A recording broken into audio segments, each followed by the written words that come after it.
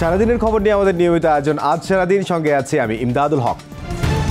ঐকমত্য কমিশন থেকে স্প্রেডশিট পাঠিয়ে বিভ্রান্ত করা ঠিক হয়নি এমন অভিযোগ তুলে বিএনপির স্থায়ী কমিটির সদস্য সালাউদ্দিন আহমেদ বলেছেন, সংস্কার কমিশনের মূল প্রস্তাবনার সঙ্গে বিস্তর ফারাক রয়েছে। দলটির আরেক নেতা নজরুল ইসলাম খান বলেছেন, বিএনপি সংস্কার চাই, তবে তা হতে হবে জনগণের সম্মতিতে। আর ঐকমত্য কমিশনের সহসভাপতি অধ্যাপক আলী রিয়াজ বলেছেন, স্থায়ী গণতন্ত্রের জন্য একটি জাতীয় সনদ গঠন করাই তাদের মূল লক্ষ্য। নির্বাচনের বিকল্প হিসেবে সংস্কারকে দাঁড় করানো হচ্ছে অভিযোগ করেছেন বিএনপির সিনিয়র যুগ্ম মহাসচিব রুহুল কবির রিজভী। তিনি জানান, অন্তর্বর্তী সরকার ঠিকমতো কাজ করতে পারছে না বলেই পলিটেকনিকের শিক্ষার্থীরা রেললাইন অবরোধ করছে।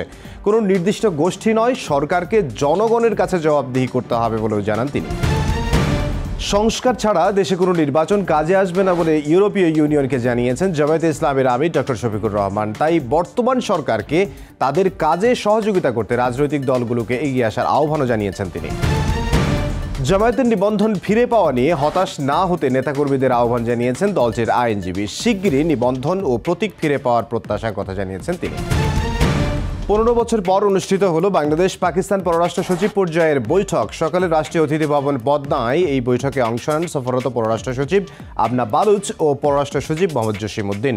15 বছর আগে 2010 সালে বাংলাদেশ পাকিস্তানের পররাষ্ট্র সচিব পর্যায়ের বৈঠক অনুষ্ঠিত হয়েছিল। আজ শেষ হচ্ছে বাংলাদেশকে দেয়া ঋণের চতুর্থ ও পঞ্চম কিস্তির অর্থ ছাড়ের আগে আইএমএফ দলের বাংলাদেশ সফর। অর্থ উপদেষ্টা জানিয়েছেন, মোটা দাগে বাজেটের আকার ও ঘাটতি, রাজস্ব আয় বৃদ্ধি, বাজার ভিত্তিক মুদ্রা বিনিময় হার নিশ্চিত করা সহ ব্যাংক খাতের সংস্কারের দিকে বেশি নজর সংস্থাটির। সফরকারীদের সুপারিশে জুনে মিলতে পারে অর্থ। অর্থ পাচারের মামলায় ভারতের প্রধান বিরোধী দল কংগ্রেসের নেত্রী সোনিয়া গান্ধী ও পার্লামেন্টের বিরোধী নেতা রাহুল গান্ধীর বিরুদ্ধে অভিযোগপত্র দাখিল করেছে এনফোর্সমেন্ট ডিরেক্টরেট বা ইডি। এর প্রতিবাদে দেশ জুড়ে বিক্ষোভ কর্মসূচি পালন করছে কংগ্রেস। কারাবন্দী দিবসে রামাল্লার রাজপথে নামলেন হাজারো ফিলিস্তিনি। হাতে প্রিয়জনের ছবি, হৃদয়ে শোক নিয়ে স্বজনদের মুক্তি দাবি করেন তারা।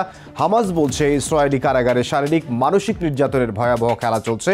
ইসরায়েলের দেয়া যুদ্ধবিরতি প্রস্তাব খতিয়ে দেখছে স্বাধীনতাকামী সংগঠনটি। এরই মধ্যে গাজায় একদিনে নিহত হয়েছেন অন্তত 25 জন।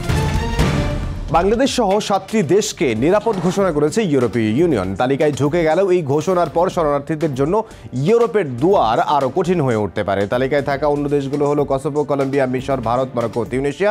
অবশ্য কার্যকর হওয়ার আগে ইউরোপীয় পার্লামেন্টে পেতে হবে অনুমোদন। এবার আর প্রত্যাবর্তনের গল্প লিখতে পারল না রিয়াল মাদ্রিদ। সান্তিয়াগো বার্নাব্যুর ভয় জয় করল আর্সেনাল। ফিরতে লেগে মাদ্রিদ এসে 2-1 ব্যবধানে জয় তুলে নিয়েছে গানার্স। 2 লেগ মিলিয়ে 5-1 ব্যবধানের জয়ে 16 বছর পর সেমিফাইনালে পা রাখল আর্সেনাল। এই ছিল আজ সারাদিনে।